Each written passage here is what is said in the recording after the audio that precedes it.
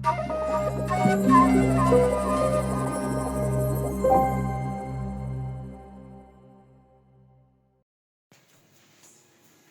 பருத்தி விதையை வச்சு பருத்தி பால் எப்படி செய்யலாம்னு பார்க்கலாம் வாங்க.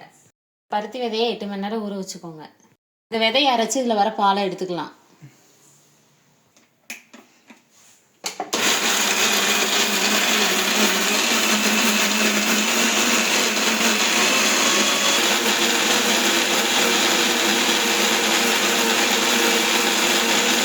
இப்போ இந்த அரைச்ச விதையை வடிகட்டிக்கலாம்.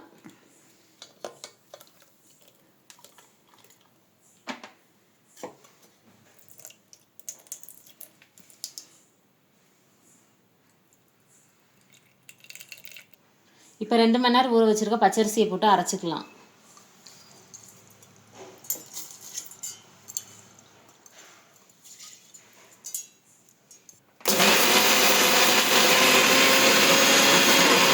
இப்போ இந்த பழத்துக்கு அரைச்சிக்கோங்க.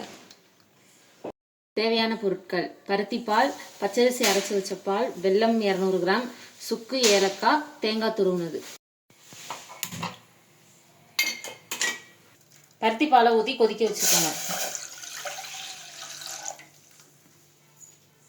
பருத்தி பால் இந்த அளவுக்கு கொதிக்க வச்சுக்கலாம், அது பச்சை வாடை போகிற அளவுக்கு. இப்போ அரைச்சி வச்சிருந்த பச்சரிசி மாவை ஊற்றிக்கலாம்.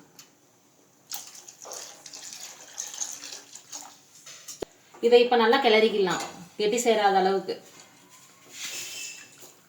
கன்சிஸ்டன்சி வரவும் வெல்லத்தை போட்டுக்கலாம். இதை போட்டு நல்லா கிளறிக்கலாம்.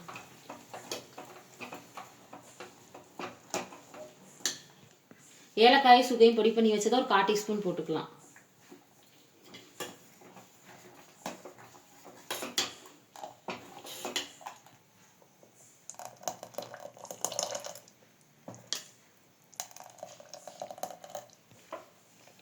இப்போ ஒரு சிட்டிகை உப்பு போட்டுக்கலாம்.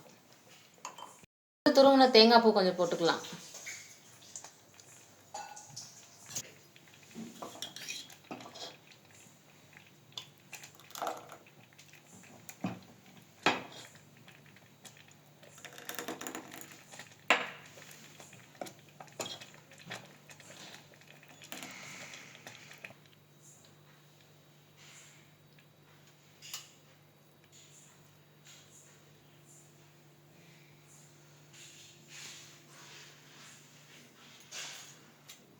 எப்படி இருக்கு?